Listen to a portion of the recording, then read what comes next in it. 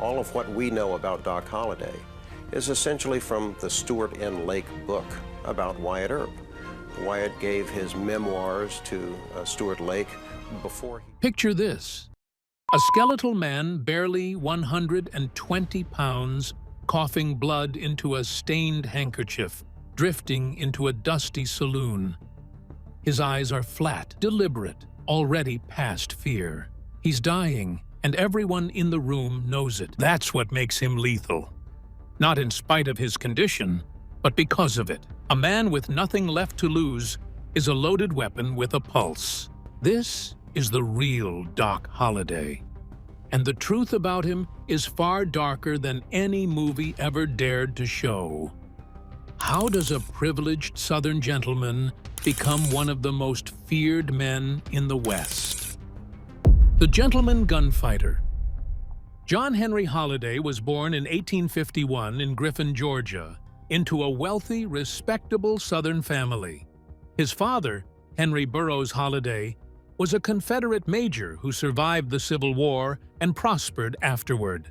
His mother, Alice Jane McKee Holliday, was a refined lady who taught young John Henry piano and Latin, instilling in him a love of literature and the arts that would stay with him until his dying day. Young John Henry was brilliant, charismatic, well-educated, destined for greatness. He had the kind of mind that absorbed everything. He could recite Shakespeare from memory, debate philosophy, play complex musical pieces. His family had money, connections, and respectability. The world was open to him.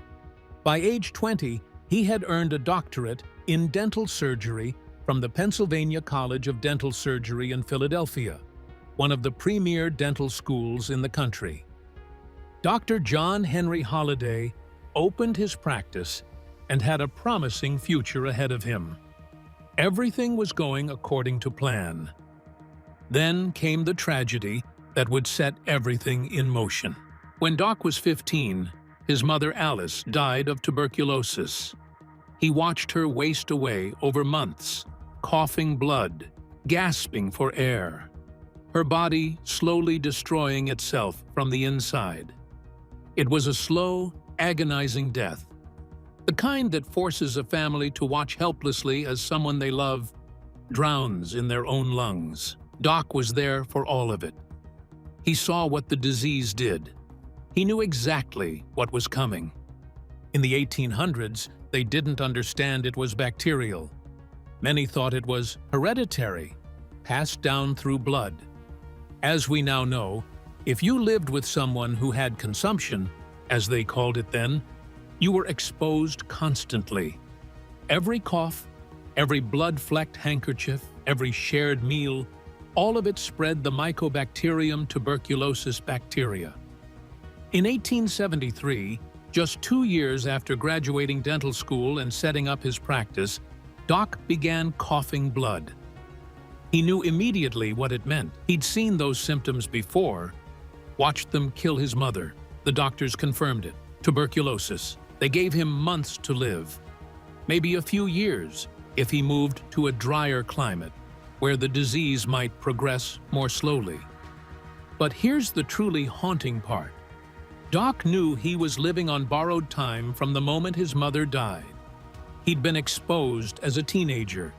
The disease had likely been incubating in his lungs for years, silently growing, waiting. Every cough, every breath since adolescence carried the possibility that the disease was taking root. And now, at 22, with his whole life ahead of him, the sentence was pronounced. So Doc packed his dental tools and headed to the frontier, knowing he was racing against death itself. He left behind everything he knew: his family, his practice, his respectable Southern life. He rode west into a world of dust and violence, carrying his death sentence like a brand. But here's where the story gets chilling. Doc didn't just accept his fate. He transformed it into a weapon. The question is, What does a dying man become when he has nothing left to lose? The transformation. Imagine being 22 and being told you're dying. Not someday, but right now, breath by breath. Most people would fall apart. Doc Holliday adjusted. Then he changed. At first, he tried to stay respectable, opening dental practices across the West in places like Dallas, Dodge City, and Tombstone. That didn't last. His constant coughing terrified patients. No one wants a dying man leaning over them, blood on his lips. One by one, the practices failed, and the life he'd planned disappeared.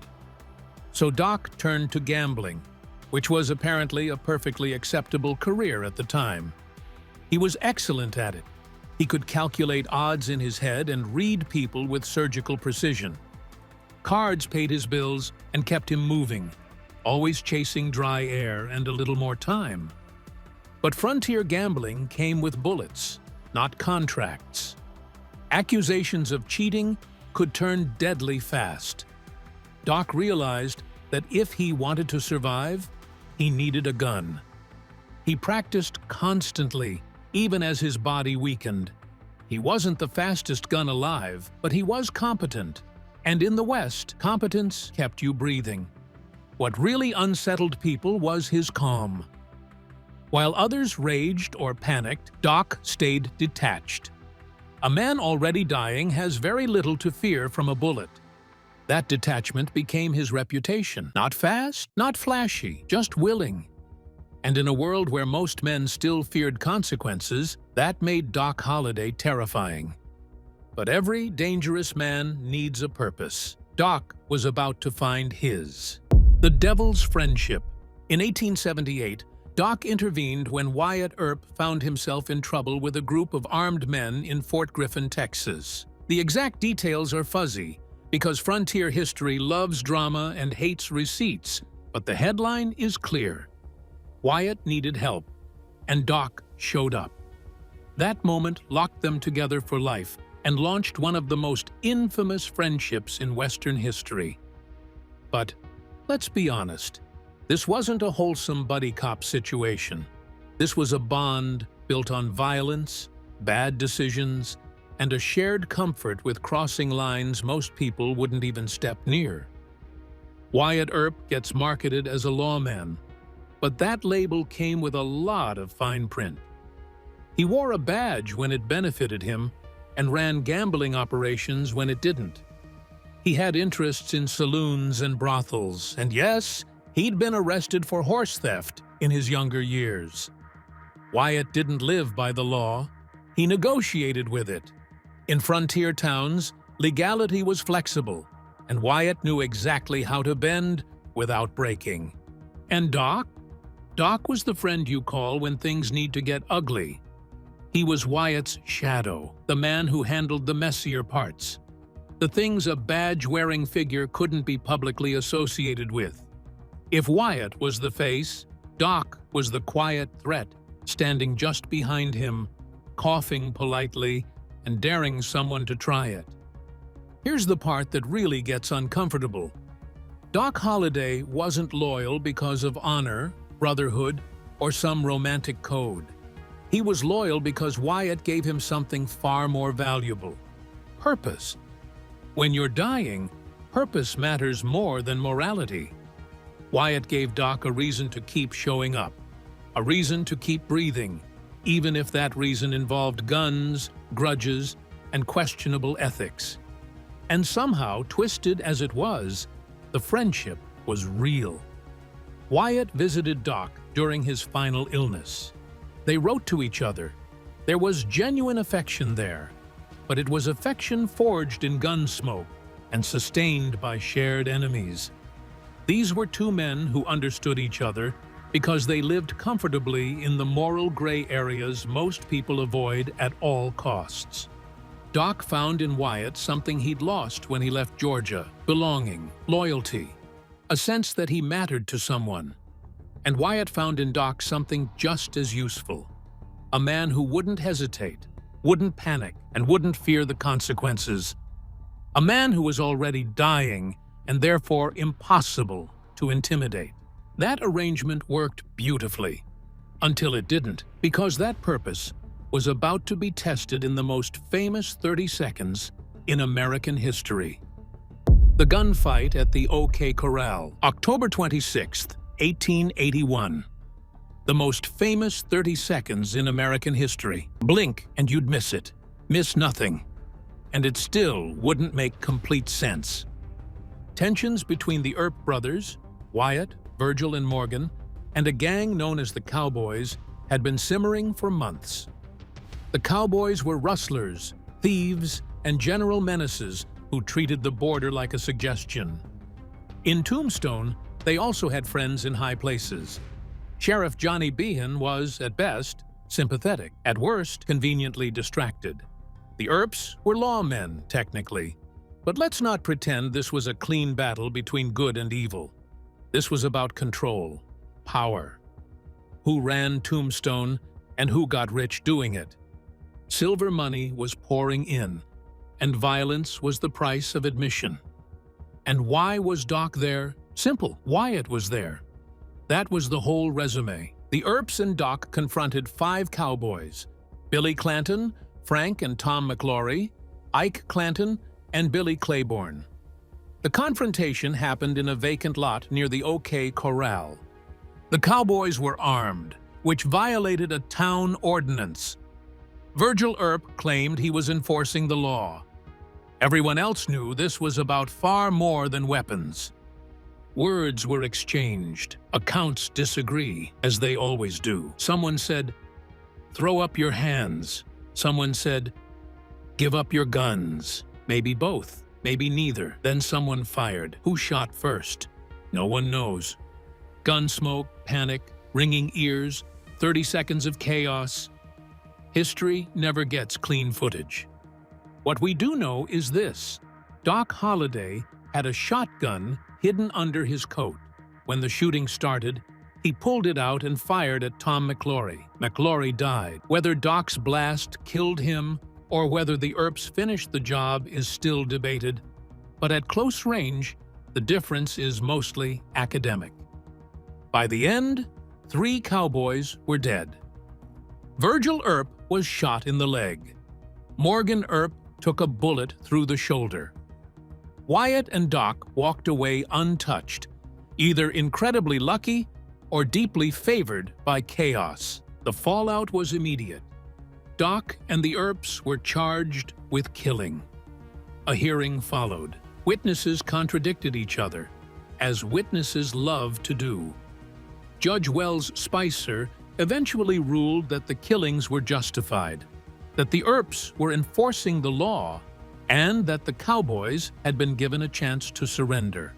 Legally, it was over. Practically, not even close, because the cowboys didn't care about court rulings. In their minds, this was killing, and killing demanded payback. The gunfight was over. The real violence was just getting started. The vendetta.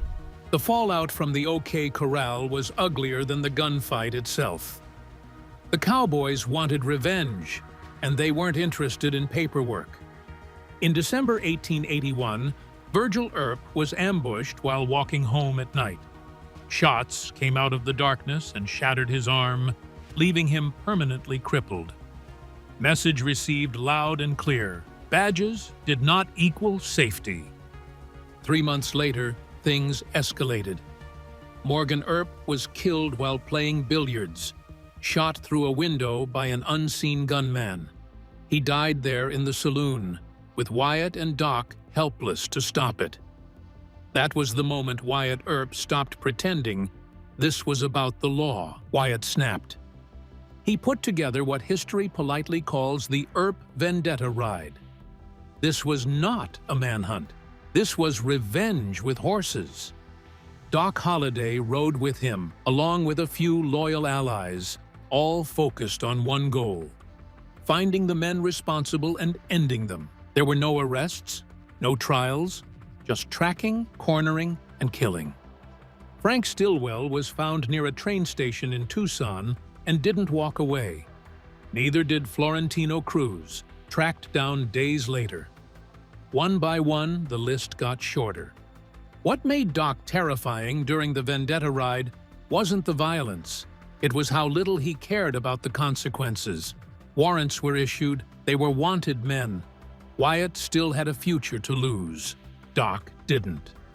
The law couldn't scare a man who was already dying. Prison, execution, exile, it all led to the same place eventually.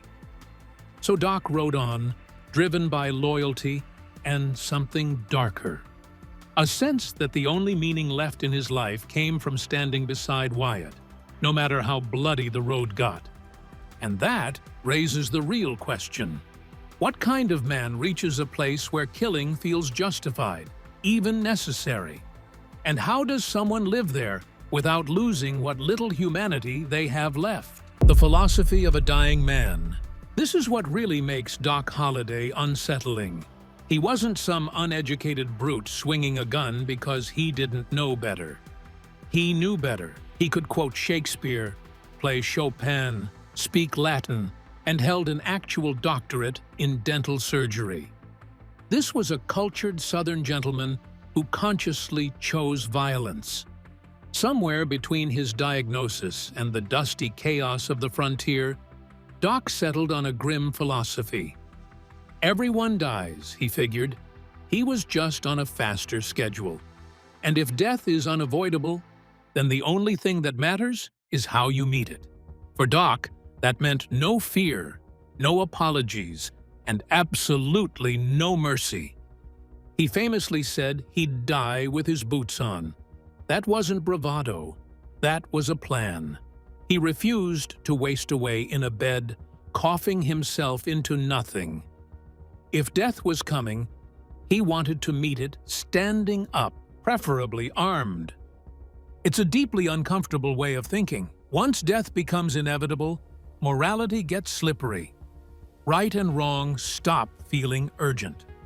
What matters is will, choice, and control, especially when everything else is being taken from you. People who knew Doc said he had two modes. Sober, he was sharp, charming, funny, quoting poetry and playing piano. Drunk, he was volatile and dangerous, chest aching, lungs burning, whiskey and laudanum barely holding the pain back. 1 minute, he'd be reciting literature. The next, he'd be reaching for his gun. That contrast made people uneasy. You never quite knew which Doc you were getting. And that's where the legend starts to blur. How much of Doc Holliday was a terrifying reality? And how much of it grew larger with every retelling? Because with Doc, the line between man and myth was always razor thin. The myth versus the man. Hollywood gave us Val Kilmer's Doc Holliday. Romantic, quotable, almost heroic. "I'm your Huckleberry" became iconic, a catchphrase that defined a generation's understanding of the character. The movie version was witty and tragic, a doomed soul with a heart of gold beneath the gunfighter exterior. But the real Doc Holliday was something more complex and harder to pin down. Doc was involved in violent confrontations, certainly. He killed Tom McClory at the OK Corral. That much is documented, though even there the exact circumstances are disputed. Beyond that, historians can only confirm 1 or 2 other deaths directly attributable to him. He possibly killed Mike Gordon in Las Vegas, New Mexico in 1879, when Gordon was drunk and causing trouble outside a saloon, firing his gun in the air. The exact circumstances are debated, and Doc was never charged. The legal system of frontier towns was haphazard at best, and many killings went unprosecuted if they seemed even remotely justified. The legend inflated his body count over the years, turning him into a killing machine with dozens of victims. Dime novels of the era fabricated stories, attributed killings to him that he had nothing to do with, created a mythology that overwhelmed the reality. The reality was more complicated. Doc was involved in the violent world of the frontier, participated in gunfights and vendettas, but he wasn't the prolific killer that popular culture made him out to be. What made Doc unsettling wasn't necessarily how many men he killed. It was his apparent indifference to the possibility of dying himself. Most gunfighters, no matter how skilled or ruthless, still had that basic human instinct for self-preservation. They drew their guns because they wanted to survive the encounter. Doc drew his gun with the air of a man who didn't particularly care whether he survived or not. And that indifference, that lack of fear, made him unpredictable and therefore dangerous. But even a man who doesn't fear death must eventually face it. And for Doc, that ending would come in the most ironic way imaginable.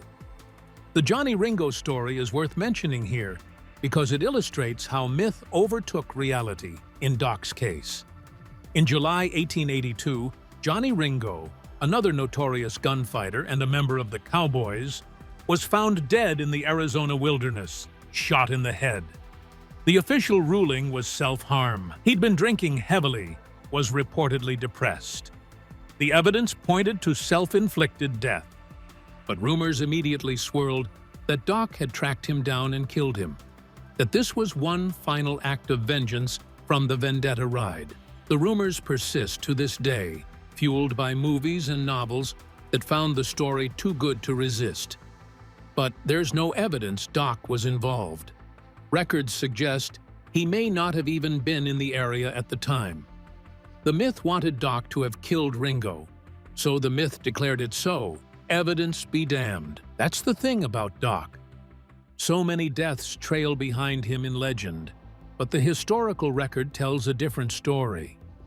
The myth overshadowed the man, turned him into something larger and darker than life, until it became impossible to separate truth from fiction. The Long Goodbye. By the mid-1880s, Doc's tuberculosis had progressed to the point where even the frontier towns were too much for him. The dry air wasn't helping anymore. Nothing was helping. His body was failing, his lungs slowly destroying themselves, every breath harder than the last. He moved to Colorado, seeking higher altitudes and cleaner air, grasping at any possibility that might give him a few more months. Glenwood Springs became his final stop, a town known for its hot springs and the belief that the mineral waters could cure or at least ease various ailments. It was a place where desperate people went to seek relief from their sufferings. Imagine the irony. A man who survived gunfights and ambushes, who rode through the violent chaos of the Wild West and emerged unscathed, slowly suffocating in a sanitarium bed. The man who swore he'd die with his boots on, too weak to stand.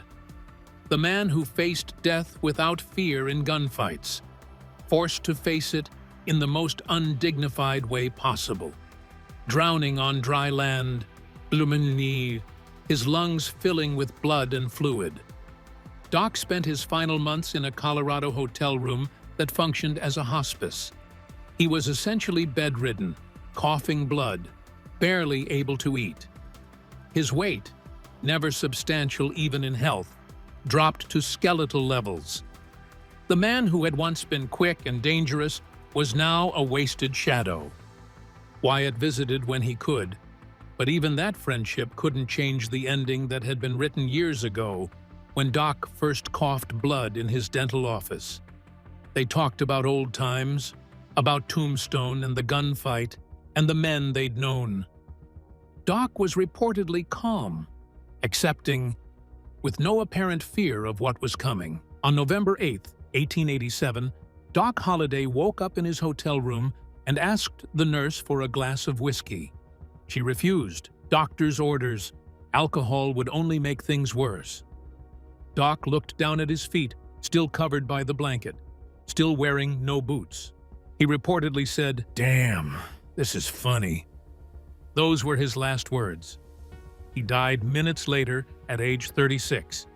He died with his boots off, the one thing he swore would never happen. There's a poetic irony to it that Doc himself might have appreciated, if he'd had the breath to laugh. The man who spent 14 years preparing to die violently, who cultivated a reputation as someone who would go out in a blaze of gunfire, died quietly in bed like any other consumptive. Disease won. It always was going to win. All the gunfights, all the violence, all the philosophy about choosing how you face death. In the end, the tuberculosis had its way. So what does the legend of Doc Holliday really tell us about ourselves? The legacy. Here's what gives you chills about Doc Holliday. He represents something fundamentally terrifying about human nature. When you strip away a person's future, their hopes, their fear of consequences, what's left? What does a human being become when the normal restraints of society and self-preservation are removed? For Doc, what was left was a kind of pure, distilled violence. Not mindless. Doc was always calculating, always thinking. But violence freed from the normal constraints of conscience or consequence. Calculated, intelligent, purposeful, and cruel when it needed to be. He became the embodiment of frontier justice at its most ruthless. A dying man who decided that if he was going to hell, he'd take his enemies with him. If his life was going to be cut short, then at least it would mean something, even if that meaning came through the deaths he caused. The Wild West was full of killers. Billy the Kid, Jesse James, John Wesley Hardin, all notorious gunfighters whose names still echo through history. But Doc Holliday was different. Those men killed for money, for revenge, for the thrill of it. Doc killed because he had nothing to lose and nothing to gain. He existed in a moral vacuum where life and death had lost their meaning, where the only thing that mattered was loyalty to Wyatt Earp and the twisted sense of purpose that loyalty provided. And maybe that's the most chilling thing of all. Doc Holliday proves that the most dangerous person isn't the angriest, or the strongest, or even the most skilled. It's the one who's already accepted their own death. Because once you've made peace with dying, you become capable of anything. Morality requires a future. You behave well because you want to live with the consequences of your actions, because you want to maintain relationships, because you want to build something. But if you have no future, if every day is borrowed time, then consequences lose their weight. But there's one more layer to this story, one final chilling detail that haunts everyone who studies Doc Holliday's life. The ghost in the mirror. There's a photograph of Doc Holliday from around 1880. It's one of the few verified images we have of him. In it, he's dressed in an immaculate suit, mustached, looking every bit the Southern gentleman he was trained to be. His posture is proper, his clothing expensive. You can see the education and breeding in how he holds himself. But if you look closely at his eyes, you see it, the hollowness, the absence. This is a man who is already a ghost, just waiting for his body to catch up to what his mind has accepted. There's no warmth in those eyes, no hope. Just a kind of cold calculation. A distance, as if he's looking at the world from very far away. Stories from people who knew Doc suggest he made them uncomfortable in ways that went beyond his reputation for violence. Not because he was constantly threatening. Plenty of men in the West were violent, and people learned to coexist with that reality. But because there was something unsettling about a man living under a death sentence who seemed to have made peace with it in such a dark way. He had a way of looking at people, they said, that made them feel like he was already counting them among the dead, including himself. Like he saw everyone as temporary, as already gone. It wasn't hostile exactly, just cold, empty. Kate Elder, Doc's on-and-off lover for years, had a turbulent relationship with him that lasted nearly a decade. Their partnership was marked by fierce arguments and reconciliations, by passion and violence in equal measure. She witnessed his decline and his demons firsthand, lived alongside a man who was both brilliant and self-destructive, who could be tender one moment and cruel the next. Kate survived Doc by many years, living into the 1940s. She gave interviews about their time together, though her stories changed over the years, becoming less reliable as memory faded and the legend grew. But one thing remained consistent. She never quite seemed comfortable talking about him, even decades after his death. There was something about Doc that stayed with people, that haunted them long after he was gone. So who was the real Doc Holliday? He was a brilliant mind destroyed by disease, a Southern gentleman turned frontier killer, a loyal friend and a cold-blooded participant in extrajudicial killings, a man who faced death every single day for 14 years and decided to become death himself, at least in his own mind. The tuberculosis didn't just kill Doc Holliday, it created him. It burned away everything soft, everything hopeful, everything human, and left behind something sharp and dangerous and absolutely terrifying. The disease took the promising young dentist from Georgia and transformed him into something the frontier had rarely seen: an educated, cultured man who chose violence with the same deliberation he might choose a card to play or a book to read. When you see Val Kilmer twirl a cup in Tombstone, remember, the real Doc Holliday wasn't romantic. He wasn't a lovable rogue with a heart of gold. He was a dying man who discovered that the only thing worse than having nothing to live for is having nothing to die for, and then finding something, even if that something was just loyalty to a friend and the violence that loyalty demanded.